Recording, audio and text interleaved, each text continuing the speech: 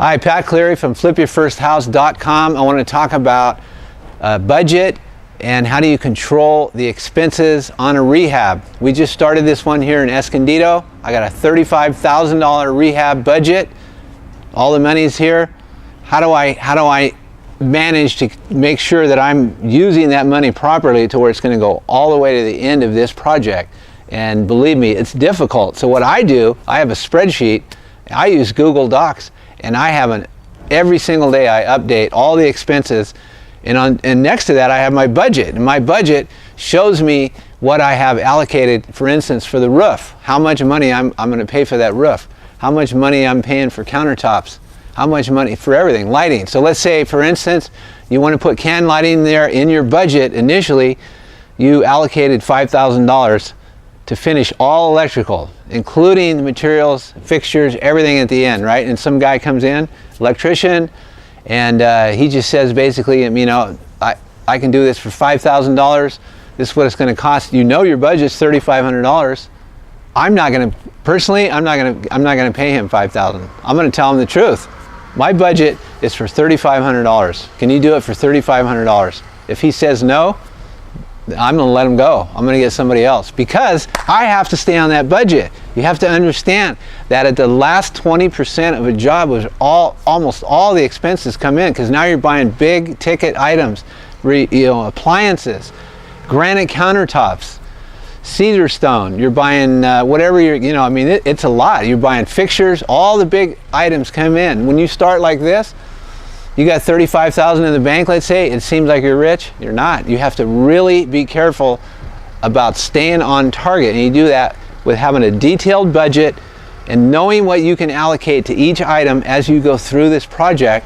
And don't go over your budget unless something unforeseen happens. It happens, you know, but you can't pay people over what you know you need to be paying for certain things. You just can't do it, because you're going to really hate it at the end when you run out of money and you're $10,000 short, and then you decide, oh, we won't get any appliances. Do you think that's a great idea? It's not a good idea. You need to make sure you stay on budget, get a tight budget.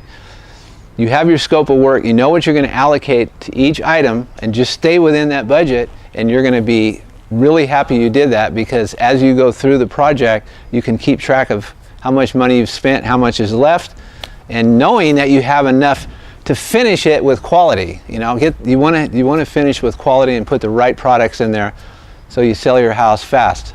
All right, so that's the important part of this video.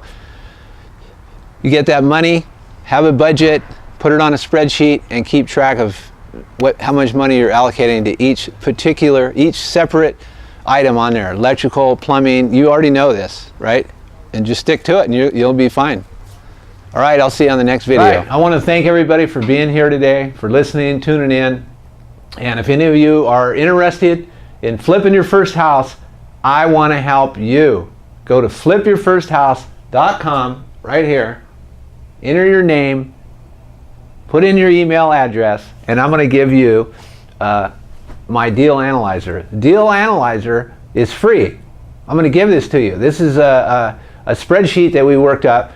You put all your numbers in there, and it's going to give you your profit. It's just a real simple spreadsheet, but it's a very good tool to have when you're first starting to flip your house. It'll keep you on track. It'll keep you from getting nervous about whether you have a deal or don't have a deal, because when you hit that final button on the bottom, it's going to say, here's your profit. If you don't like it, don't do it. If you like it, move ahead. So it's a very valuable, functional tool. I use it all the time. I'm going to give it to you free. Just sign up, put your name, put your email in, and also get on there and subscribe to my channel so you can get the regular updates on what we're doing here, and stay in touch with me. All right? Thank you.